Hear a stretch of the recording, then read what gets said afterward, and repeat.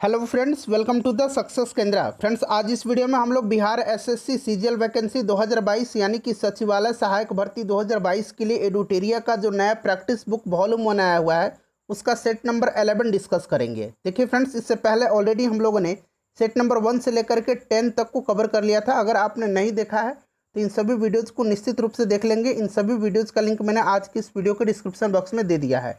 Channel पर अगर आप पहली बार विजिट कर रहे हैं तो चैनल को सब्सक्राइब करके बेल आइकन जो घंटी का निशान है उसको जरूर दबा लीजिएगा, ताकि जब भी बिहार एसएससी सीजीएल वैकेंसी 2022 से संबंधित कोई भी इंपॉर्टेंट वीडियो अपलोड किया जाए तो उसका नोटिफिकेशन सबसे पहले आपके पास पहुंच जाए।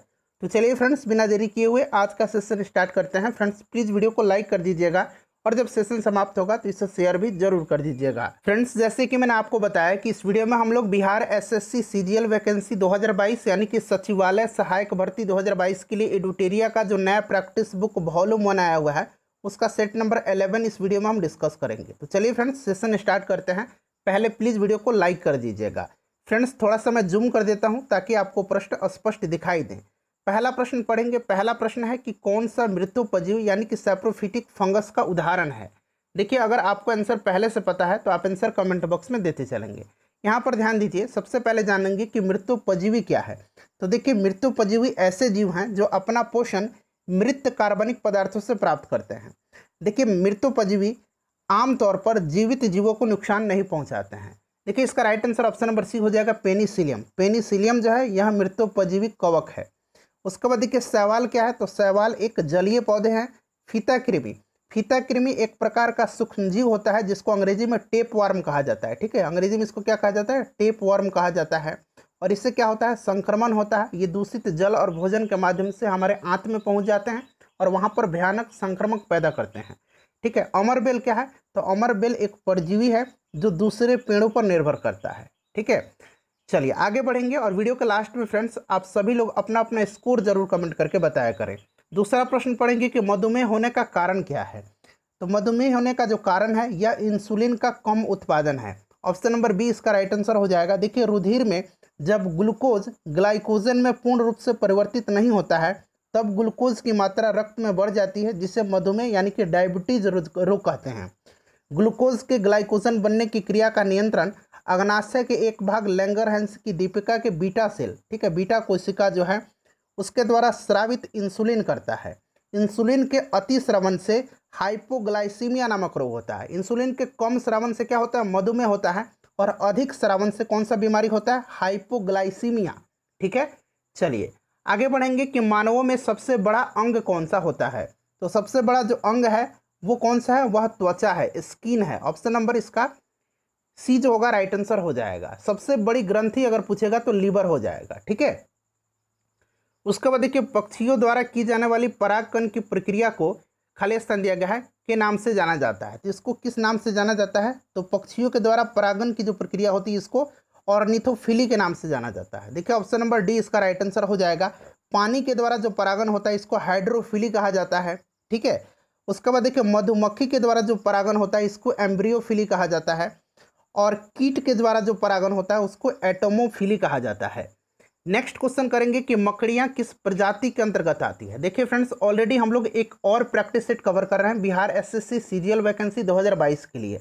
उसका सेट नंबर 11 तक हम लोगों ने कवर कर लिया है। जैसे ही एडुटेरिया का यह सेट कंप्लीट हो जाएगा फिर से हम लोग इस सेट को कंटिन्यू कर देंगे। ठीक है, लिंक डिस्क्रिप्शन में मिल जाएगा इस वीडियो का, आप जरूर देख लीजिएगा। और देखिए फ्रेंड्स, बिहार में जो एसएससी का एग्जाम होता है उसमें पुस्तक और लेखक से संबंधित 2 से 3 प्रश्न पूछे जाते हैं। स्पेशल मैंने एक वीडियो बनाया है पुस्तक और लेखक से संबंधित सभी प्रीवियस ईयर में पूछे गए प्रश्न हैं, उसका भी लिंक आपको डिस्क्रिप्शन बॉक्स में मिल जाएगा, देख लीजिएगा। देखिए, मकड़ियाँ जो हैं यह किस प्रजाति के अंतर्गत आते हैं। तो राइट आंसर इसका ऑर्थोप्रोडा हो जाएगा। ऑप्शन नंबर डी जो है इसका राइट आंसर हो जाएगा। मकड़ियाँ, झींगा, उसके बाद केकड़ा, बिच्छू, तिलचट्टा, ये सभी जो है ये ऑर्थोपोडा में आते हैं। देखिए, ऑर्थोपोडा जो है यह प्राणी जगत का सबसे बड़ा संघ है। ठीक है, चलिए उसके बाद आगे बढ़ेंगे कि मेडुला ऑब्लंगेटा निम्नलिखित में से किस अंग का हिस्सा है।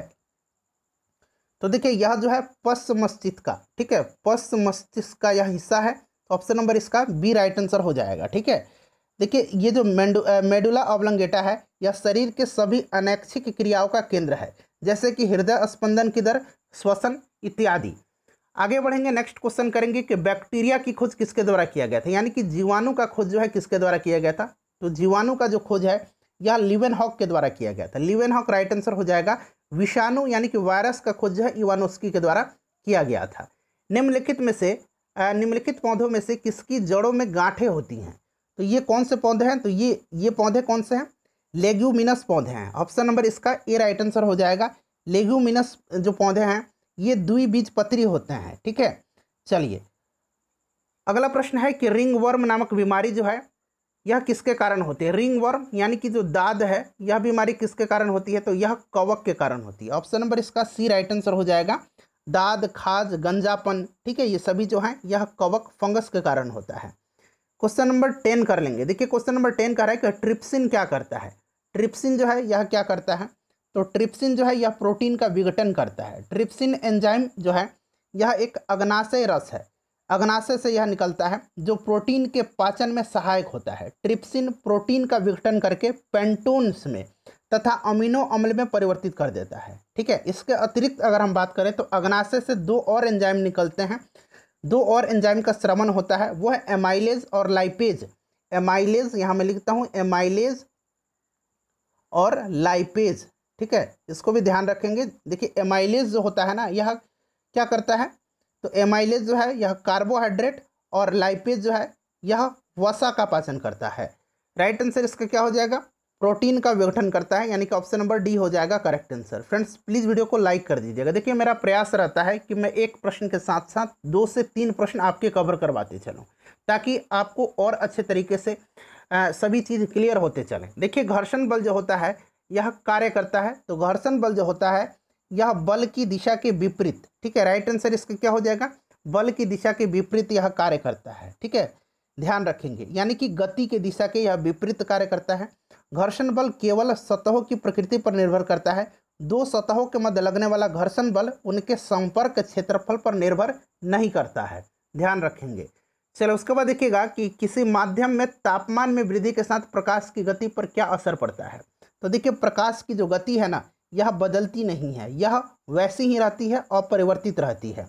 तो राइट आंसर इसका ऑप्शन नंबर सी हो जाएगा। ठीक है, चलिए उसके बाद अगला प्रश्न है हमारा कि इलेक्ट्रॉन सूक्ष्मदर्शी का आविष्कार किसने किया था। इलेक्ट्रॉन सूक्ष्मदर्शी का आविष्कार जो है यह किसने किया था, तो नोल और रुस्का ने किया था। तो राइट आंसर इसका ऑप्शन नंबर ए हो जाएगा। ठीक है, उसके बाद यहाँ पर देखेंगे अलेक्जेंड्रा वोल्टा, इन्होंने बैटरी का, विद्युत बैटरी जो है इसकी आविष्कार किया था।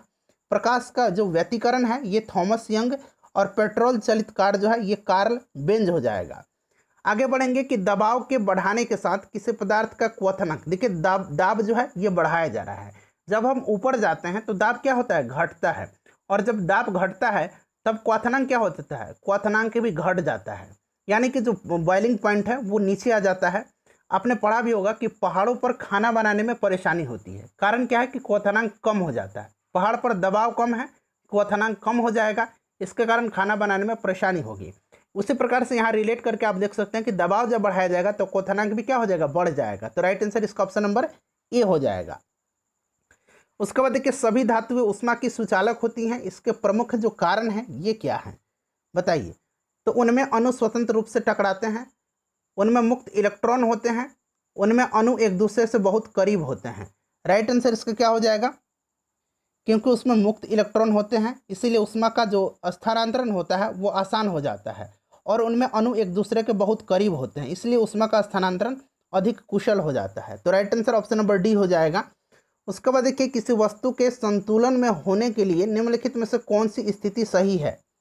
तो देखिए यह जो स्थिति सही है यह इनमें से सभी हो जाएगा। ठीक है, ऑप्शन नंबर डी इसका राइट आंसर हो जाएगा। जब लिफ्ट में नीचे की ओर बढ़ रही है, जब लिफ्ट जो है, तो व्यक्ति का स्पष्ट वजन क्या होगा, जब नीचे आती है तो वास्तविक वजन जो है वो कम हो जाता है। ठीक है, लिफ्ट जब तेजी से ऊपर जाती है तो व्यक्ति का जो स्पष्ट वजन है वह वास्तविक वजन से अधिक होता है। तो ये नीचे आ रही है तो घट जाएगा, यानी कि राइट आंसर इसका वास्तविक वजन से कम हो जाएगा। उसके बाद चलिए अगला क्वेश्चन है क्वेश्चन नंबर 18। देखिए कह रहा है कि एक 10 किलोग्राम की वस्तु 5 मीटर प्रति सेकंड की से गतिमान है, तो वस्तु की गतिज ऊर्जा काइनेटिक एनर्जी क्या होता है, हाफ mv² होता है। हाफ यहाँ पर देखिए m दिया गया है 10 किलोग्राम, वेलोसिटी दिया गया है mv², 5 का स्क्वायर कर देंगे तो ये 5 गुना 5 हो जाएगा। ठीक है, देखिए 2 पचे 10, 5 गुना 5 गुना 5, तो 5 25 पचे 125 हो जाएगा। तो 125 जूल इसका राइट आंसर हो जाएगा। ऑप्शन नंबर डी इसका करेक्ट आंसर हो जाएगा। उसके बाद देखिए प्रेस स्वतंत्रता सूचकांक 2022 में भारत का स्थान क्या है। सबसे पहले जाने कि ये जो प्रेस स्वतंत्रता सूचकांक है यह जारी कौन करता है। ठीक है, तो देखिए यह रिपोर्टर्स विदाउट बॉर्डर्स द्वारा यह जारी किया जाता है। ठीक है, ध्यान रखेंगे वर्ल्ड प्रेस फ्रीडम इंडेक्स 2022 में भारत का स्थान जो है 150वां है। पहले स्थान पर नॉर्वे है। बिहार बजट 2022 23 के अनुसार बिहार में कितनी रोपवे परियोजनाओं की स्वीकृति दी गई है। तो ये कितनी रोपवे परियोजना है, तो ये 6 रोपवे परियोजना है। Option number C right answer हो जाएगा। उसके बाद देखिए 24 मार्च 2022 को मनाया गया विश्व टीबी दिवस यानी कि विश्व क्षय रोग दिवस भी आपसे पूछा जाएगा। तो इसका विषय क्या है, थीम पूछा गया है। याद रखेंगे कि विश्व टीबी दिवस जो है यह 24 मार्च के दिन प्रत्येक वर्ष मनाया जाता है। और इस वर्ष इसका जो थीम था वो क्या था, invest to end TB save life. Option number इसका ये जो होगा राइट आंसर हो जाएगा। चलिए उसके बाद अगला प्रश्न है कि ऑस्ट्रेलिया ओपन 2022 या ऑस्ट्रेलियन ओपन 2022 के पुरुष एकल के खिताब किसने जीता है। पुरुष एकल के विजेता रहे राफेल नडाल। ये कहाँ के हैं, तो स्पेन के हैं। वहीं अगर महिला एकल पूछा जाता है ऑस्ट्रेलियन ओपन 2022 तो ये कौन है, तो एशले बार्टी हैं जो कि ऑस्ट्रेलिया की हैं। अच्छा फ्रेंड्स, फ्रेंच ओपन 2022 का खिताब पुरुष वर्ग में किसने जीता है, तो राफेल नडाल ने जीता है। और महिला वर्ग में फ्रेंच ओपन 2022 का खिताब ईगा स्वीटेक ने जीता। ईगा स्वीटेक जो कि पोलैंड की हैं। चलिए आगे बढ़ेंगे। नेक्स्ट क्वेश्चन है कि वन रिपोर्ट 2021 के अनुसार बिहार में 2019 के रिपोर्ट की तुलना में कितने वर्ग किलोमीटर वनावरण की वृद्धि हुई है। वनावरण की वृद्धि हुई है। देखिए ये जो वन रिपोर्ट है ना, यह पर्यावरण वन और जलवायु परिवर्तन मंत्रालय के द्वारा प्रत्येक 2 वर्ष पर जारी किया जाता है। कितने वर्ष पर, तो प्रत्येक 2 वर्ष पर जारी किया जाता है। ठीक है, पहली बार इसे कब प्रकाशित किया गया था, तो 1987 में पहली बार इसे प्रकाशित किया गया था। ध्यान रखेंगे ये सभी पॉइंट्स। ठीक है, बिहार का जो वनावरण है वो कितना है, तो इसका वनावरण 7380.79 वर्ग किलोमीटर है। ठीक है, जो कि बढ़ा कितना है, तो बढ़ गया है 75 वर्ग किलोमीटर। क्लियर।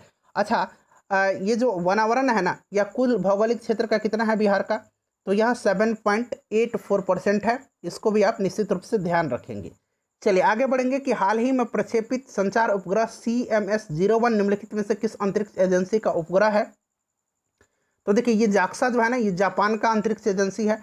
रोसकोसमोस जो है ये रसिया का है और नासा जो है ये अमेरिका का है। ध्यान रखेंगे।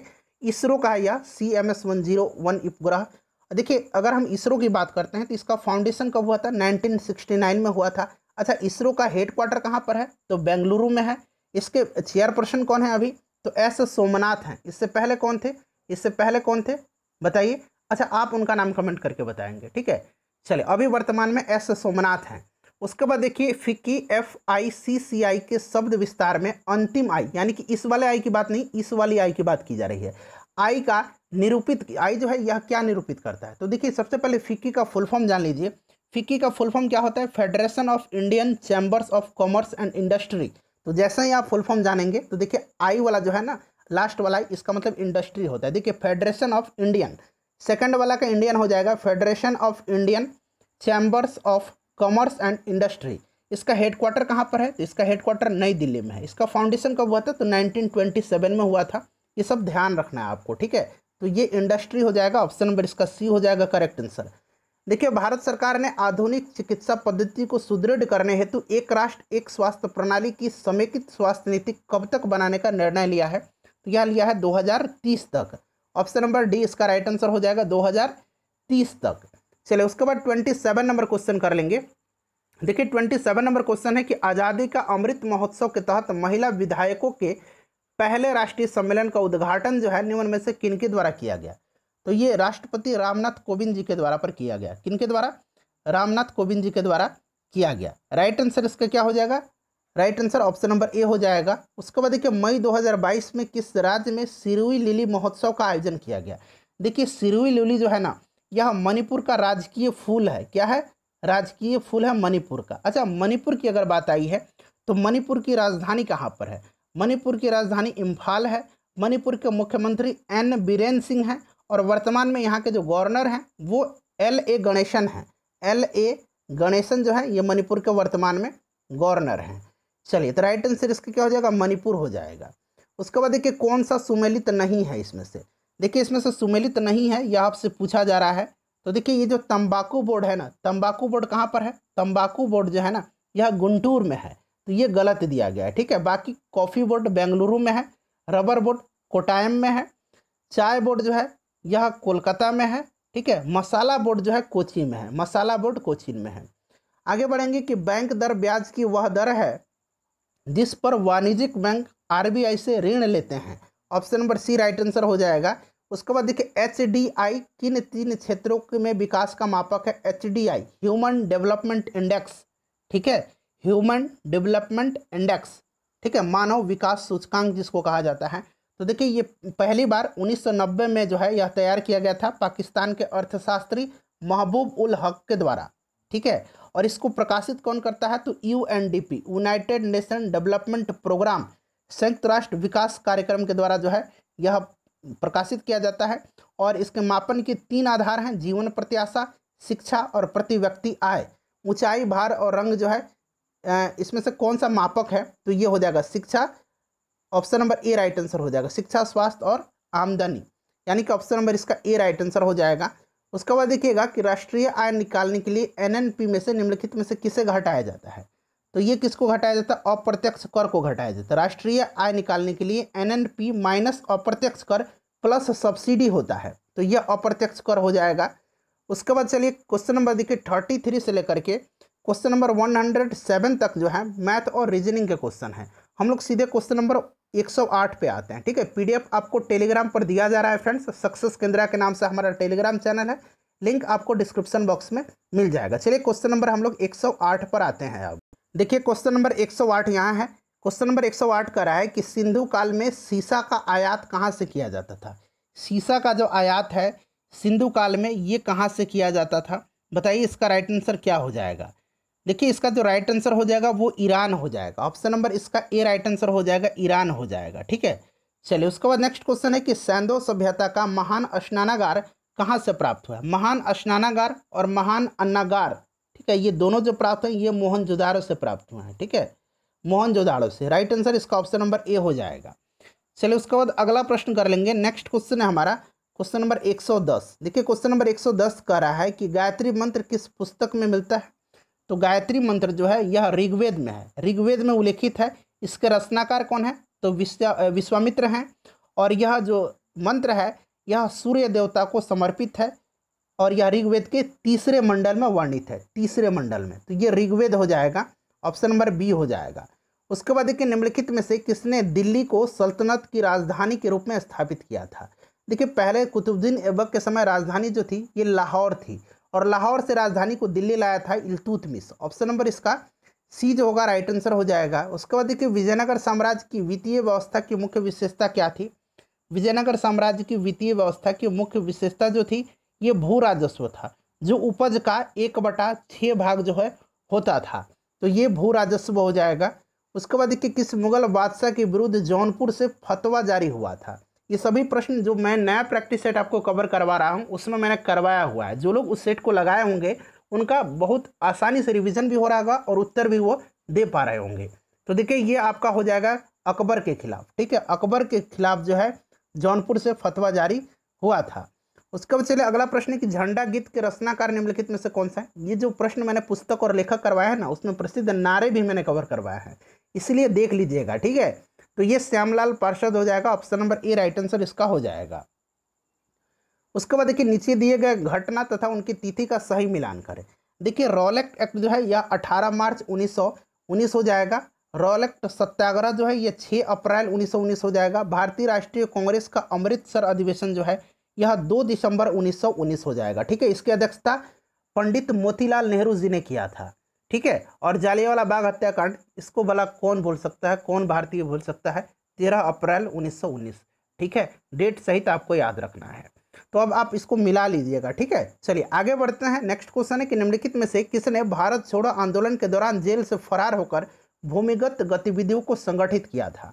तो ये जयप्रकाश नारायण थे। इनको कैद करके कहाँ रखा गया था, तो हजारीबाग जेल में। डॉक्टर राजेंद्र प्रसाद को कहाँ रखा गया था, तो बांकीपुर जेल में। ये सब याद रखना है आपको, ठीक है। चलिए आगे बढ़ेंगे कि स्वराज पार्टी का गठन किस आंदोलन के असफलता के बाद हुआ था। तो यह असहयोग आंदोलन था। स्वराज पार्टी का गठन जो है 1923 में चित्तरंजन दास और मोतीलाल नेहरू ने किया था। चित्तरंजन दास इसके अध्यक्ष थे और मोतीलाल नेहरू इसके महासचिव थे। Option number A right answer हो जाएगा। उसके बाद देखिए कौन सा मिलान सही नहीं है इसमें से। तो देखिए यहाँ पर देखेंगे टिहरी बांध परियोजना ये गंगा नदी पर नहीं है, ये भागीरथी नदी पर है। ठीक है, भागीरथी नदी पर है यह। चलिए उसके बाद नेक्स्ट क्वेश्चन है कि केंद्रीय सिल्क बोर्ड की स्थापना कब हुई थी। केंद्रीय सिल्क बोर्ड की स्थापना जो है ये कब हुई थी बताइए। तो फ्रेंड्स देखिए केंद्रीय सिल्क बोर्ड की स्थापना 1949 में हुई थी। ऑप्शन नंबर इसका बी राइट आंसर हो जाएगा, ध्यान रखेंगे इसको। ठीक है, चलिए उसके बाद आगे बढ़ेंगे कि निम्नलिखित में से कौन सी नदी ब्रह्मपुत्र नदी की सहायक नदी नहीं है। तो ये ब्राह्मणी नदी है। ठीक है, ब्राह्मणी नदी जो है यह जो है ब्रह्मपुत्र की सहायक नदी नहीं है, ब्राह्मणी नदी महानदी की सहायक नदी है। उसके बाद चलिए अगला प्रश्न है हमारा कि निम्नलिखित में से कौन सा देश मकर रेखा पर स्थित नहीं है। मकर रेखा पर स्थित नहीं है यह आपसे पूछा जा रहा है, बताइए। तो देखिए मकर रेखा पर जो स्थित नहीं है यह दक्षिण अमेरिकी देश उरुग्वे जो है ये नहीं है। Option number D right answer हो जाएगा। दक्षिण अफ्रीकी देश चिली, ब्राजील और पराग्वे जो है ये मकर रेखा पर स्थित हैं। भिलाई इस्पात संयंत्र की स्थापना कब की गई थी। तो भिलाई इस्पात संयंत्र की स्थापना 1955 में की गई थी। ठीक है, 1955 में। पहले ये मध्य प्रदेश में था स्थापना के समय, लेकिन अब यह छत्तीसगढ़ राज्य में आ गया है। पूर्व सोवियत संघ की सहायता से इसकी स्थापना की गई थी। ऑप्शन नंबर ए हो जाएगा। उसके बाद देखिए रजत क्रांति निम्नलिखित में से किसके उत्पादन से संबंधित है। तो रजत क्रांति जो है ये अंडा उत्पादन से संबंधित है। ठीक है, बादामी क्रांति मसाला उत्पादन से संबंधित है। बायोडीजल उत्पादन कृष्ण क्रांति और उर्वरक उत्पादन भूरी क्रांति। उसके बाद देखिए निम्नलिखित में से कौन अटलांटिक महासागर की ठंडी जलधारा है। ठंडी जलधारा जो है ये बेंगुएला जलधारा है। ठीक है, बेंगुएला जलधारा अटलांटिक महासागर की ठंडी जलधारा है, जबकि गल्फ स्ट्रीम जलधारा, फ्लोरिडा जलधारा और इर्मिंजर जलधारा जो है यह अटलांटिक महासागर की गर्म जलधारा है। निम्नलिखित में से किस वायुमंडल परत को संवहन मंडल भी कहा जाता है। तो यह कहा जाता है क्षोभ मंडल को। क्षोभ मंडल को अधोमंडल भी कहा जाता है, तो ये क्षोभ मंडल हो जाएगा। उसके बाद देखिएगा कि निम्नलिखित में से न्यायिक पुनरावलोकन यानी कि जुडिशियल रिव्यू की संकल्पना किस देश के संविधान से ली गई है। तो यह संयुक्त राज्य अमेरिका के संविधान से ली गई है। ठीक है, ध्यान रखेंगे। इसके अलावा अगर हम बात करें तो प्रस्तावना जो लिया गया है, प्रस्तावना के जो शब्द हैं मूल अधिकार यानी कि फंडामेंटल राइट, स्वतंत्र न्यायपालिका, ये सब अमेरिका से लिया गया है। ठीक है, चलिए उसके बाद क्वेश्चन नंबर 127 पर आएंगे। क्वेश्चन नंबर 127 का रहा है कि भारत में सर्वप्रथम किस प्रधानमंत्री के मंत्रिपरिषद के विरुद्ध अविश्वास प्रस्ताव पर नो कॉन्फिडेंस मोशन लाया गया था। तो ये लाया गया था पंडित जवाहरलाल नेहरू के खिलाफ। ठीक है, और फ्रेंड्स इसको पेश किसने किया था। तो इसको पेश जो है 1963 में JB कृपलानी के द्वारा पेश किया गया था। लोकसभा में कम से कम 50 सदस्यों द्वारा जो है अविश्वास प्रस्ताव पत्र का समर्थन आवश्यक होता है। तो ये पंडित जवाहरलाल नेहरू हो जाएगा। उसके बाद देखिए नागरिकता संशोधन अधिनियम भारत के संविधान के निम्नलिखित में से किस भाग के अंतर्गत आता है। तो नागरिकता जो है यह भाग 2 में है। भाग 2 में अनुच्छेद 5 से लेकर के अनुच्छेद 11 तक में। ठीक है, ध्यान रखेंगे। उसके बाद देखिए किस संविधान संशोधन अधिनियम के द्वारा 6 से लेकर के 14 वर्ष के बच्चों को निःशुल्क और अनिवार्य शिक्षा का प्रावधान किया गया। तो यह आपका 86वां संविधान संशोधन है जो कि 2002 में हुआ था। ठीक है, 42वां संविधान संशोधन आपको याद होगा, इसको मिनी कॉन्स्टिट्यूशन या कॉन्स्टिट्यूशन ऑफ इंदिरा कहा जाता है। ठीक है, इसमें ये हुआ था कब। तो 1976 में हुआ था। प्रस्तावना में समाजवादी, पंथ निरपेक्ष और अखंडता शब्द जोड़े गए थे। 44वां संविधान संशोधन 1978 में हुआ था। संपत्ति के अधिकार को मौलिक अधिकार की सूची से हटा करके इसको विधिक अधिकार में रखा गया था। भारतीय संविधान की 11वीं अनुसूची पंचायतों के लिए कुल कितने विषय निर्धारित हैं। अच्छा, 11वीं अनुसूची पंचायत के लिए है। 12वीं अनुसूची जो है ये किसके लिए है। तो यह नगर पालिका हो जाएगा। और देखिए 11वीं अनुसूची में टोटल जो विषय हैं या 29 विषय हैं। 12वीं अनुसूची पूछेगा तो 18 विषय हो जाएगा। उसके बाद देखिए चुनाव प्रक्रिया में शामिल होने के लिए कोई व्यक्ति धर्म, नस्ल, जाति अथवा लिंग के आधार पर अयोग्य नहीं होगा। यह प्रावधान किस अनुच्छेद में जो है वर्णित है। तो यह आपका है अनुच्छेद 325 में। अनुच्छेद 325 इसका राइट आंसर हो जाएगा। उसके बाद देखिए निम्नलिखित में से कौन सा विषय राज्य सूची का विषय नहीं है। राज्य सूची का जो विषय इसमें से नहीं है वो विवाह और विवाह विच्छेद। ठीक है, ये नहीं है। तो राइट आंसर इसका ऑप्शन नंबर सी हो जाएगा। चलिए उसके बाद आगे देखेंगे कि भारतीय संविधान के किस भाग में संघ और राज्यों के मध्य संबंध का उल्लेख किया गया है। विवाह विच्छेद जो है यह समवर्ती सूची में है। ठीक है, तो ये भाग 11 हो जाएगा, ऑप्शन नंबर इसका बी हो जाएगा। ठीक है, भाग 11 में संघ और राज्यों के मध्य संबंध है। चलिए, और भाग 15 में क्या है, निर्वाचन है। भाग 20 में संविधान संशोधन है। विश्व युवा दिवस की स्थिति को मनाया जाता है। अब यहाँ पर देखिए विश्व युवा दिवस लिखा गया, एक राष्ट्रीय युवा दिवस मनाया जाता है। राष्ट्रीय युवा दिवस जो है यह 12 जनवरी के दिन मनाया जाता है। विश्व युवा दिवस जो है यह 12 अगस्त के दिन मनाया जाता है। उसके बाद देखिए अंतर्राष्ट्रीय ओलंपिक कमेटी का मुख्यालय कहाँ है। अंतर्राष्ट्रीय ओलंपिक कमेटी का जो स्थापना है यह 23 जून, यहाँ मैं लिखता हूँ 23 जून 1894 में हुआ था। इसका हेडक्वार्टर कहाँ पर है, इसका हेडक्वार्टर जो है ये आपका कहाँ पर है फ्रेंड्स बताइए, तो ये लुसाने में है। ठीक है, लुसाने में है। इसके प्रेसिडेंट कौन है, तो थॉमस वाच हैं। ठीक है, थॉमस वाच जो हैं इसके प्रेसिडेंट हैं। चलिए उसके बाद क्वेश्चन नंबर 136 कर लेंगे कि लिबेरो किस खेल की शब्दावली है। लिबेरो जो है यह किस खेल से संबंधित है बताइए। तो देखिए फ्रेंड्स, लिबेरो जो है ना यह संबंधित है वॉलीबॉल से। वॉलीबॉल में खिलाड़ियों की संख्या 6 होती है। उसके बाद देखिए ओलंपिक शुभंकर की प्रथा, जो ओलंपिक मस्कट हैं, यह किस खेल से शुरू हुई थी। तो देखिए दरअसल पहला ओलंपिक शुभंकर 1968 के ग्रेनोबेल ओलंपिक में जो है पैदा हुआ था, और ये इसका नाम क्या दिया था, इसका नाम दिया गया था सूस।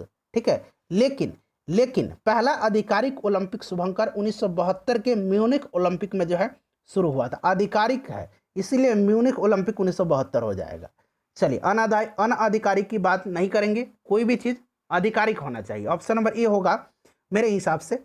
आप लोग कमेंट करके बताइएगा। देखिए येलो बुक किस देश की सरकारी रिपोर्ट या प्रकाशन दस्तावेज है, तो ये फ्रांस की है।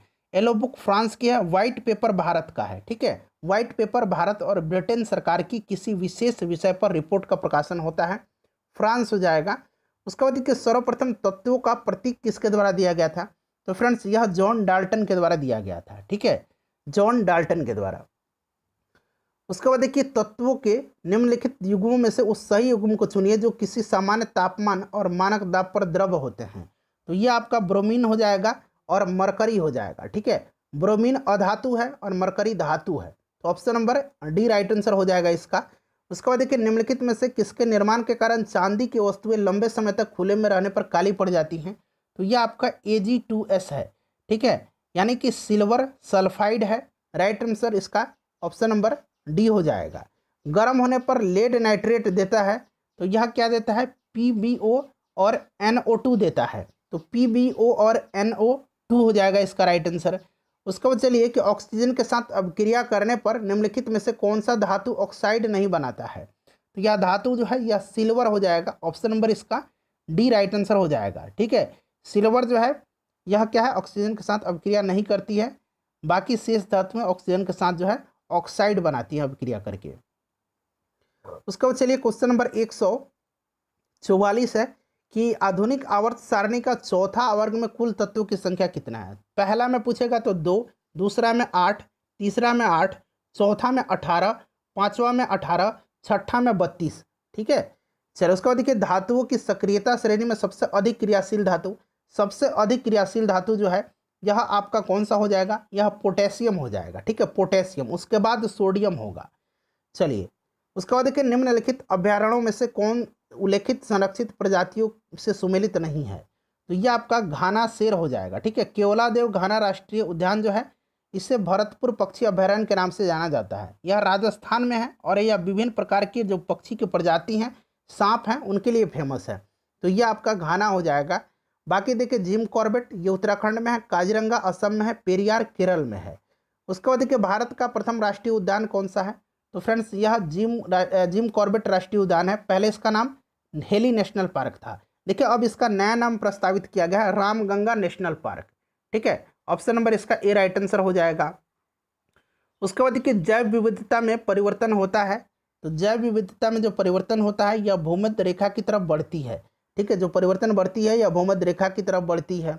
उसके बाद देखिएगा कि रामसर कन्वेंशन यानी कि रामसर सम्मेलन संरक्षण निम्नलिखित में से किससे संबंधित है, तो यह वेटलैंड से संबंधित है, आर्द्र भूमि से संबंधित है। ठीक है, 2 फरवरी 1971 में यह बैठक हुई थी। इस कन्वेंशन की नींव पड़ी थी। ठीक है, 2 फरवरी 1971 को, और वर्ष 1975 में पूर्णतः इसे क्रियान्वित किया गया था, 1975 में। ठीक है, ईरान में रामसर जो है यह आपका हो जाएगा आर्द्रभूमि यानी कि नम भूमि से। उसके बाद देखिए निम्नलिखित में से कहाँ सदाबहार वन पाए जाते हैं, तो सदाबहार वन जो है ये पश्चिमी घाट पर पाए जाते हैं।